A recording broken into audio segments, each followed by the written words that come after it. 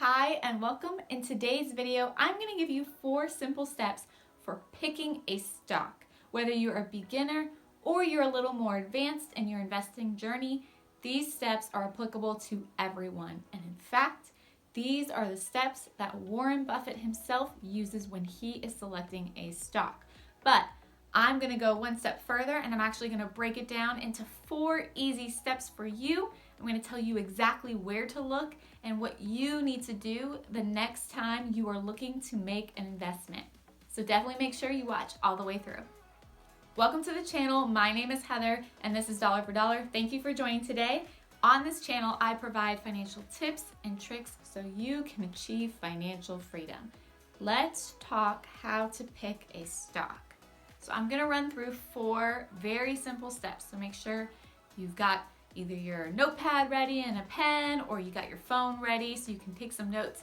But here are some really easy steps that you should always follow anytime you're looking to make a new investment into a company. Step 1, you're going to want to understand the company. What do I mean by that? Well, you're going to read the full company description.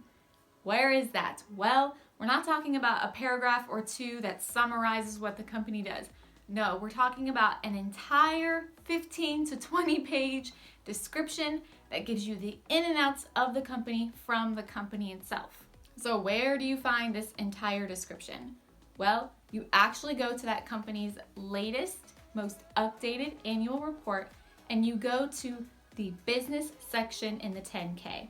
There is where you're going to find an entire detailed description on what the company does. And the reason you always start with the company description is because you have to remember that at the end of the day, buying a stock, buying shares of a company means you're trying to own a piece of that company. And you don't want to own something that you don't understand, which leads me to number 2. This is something that Warren Buffett himself absolutely lives by, and that is only buy what you understand, okay? Again, why is this? Because you're buying a piece of that company. You don't want to buy something that you have no idea what it does. You have no idea what the company's future holds. You really don't know what the trajectory looks like. So, read that entire description. And after you read the 15 to 20 pages of what this company is, what they do, and you've done that full analysis, if you come out of that completely confused, you just don't understand what you read or what the company actually does, and you cannot explain it to somebody else, just stop right there. Automatically, this is not the right company for you. And that may be hard to hear for some folks because maybe we're really into like the tech industry or we're really into a particular niche. But if you don't understand the company, if you cannot explain it to somebody else in super simple layman's terms, it's not the right stock and you need to move on. So step 1, read the entire description. And then step 2, make sure you understand it. And here, if you don't understand it, you stop. You automatically move on. You look into another company, you look into owning other shares. However, if you do understand and you like what you've read so far, you move to step 3. Number 3, you're going to now determine the fair value of that company. Now, there are a number of ways you can do this, so I'm just going to list a few of them here, okay? To determine the fair value of a company, that can include everything from PE ratio, which means price earnings ratio, the price sales ratio, the price to book ratio, your asset-based model, and the dividend discount model.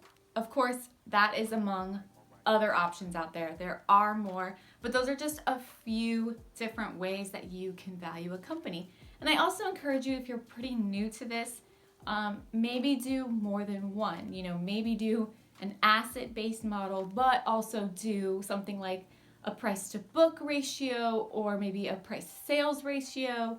So do a couple different options because unfortunately, it's not always going to apply the same way depending on the company you're going to look at. Sometimes it's going to look really promising depending on the method you picked, but it's not always going to be a clear indicator that that's really its value.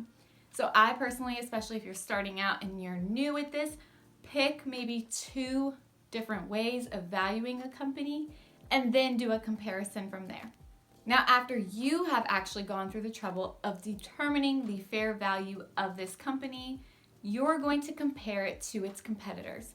You're going to want to pick at least 2, maybe 3 competitors within that industry that are, again, comparable. You don't want to pick things that are too extreme, but you want them to be around the same level. So if you're talking about something that's, maybe like a Walmart, you're not going to pick Walmart and then some much smaller retail company.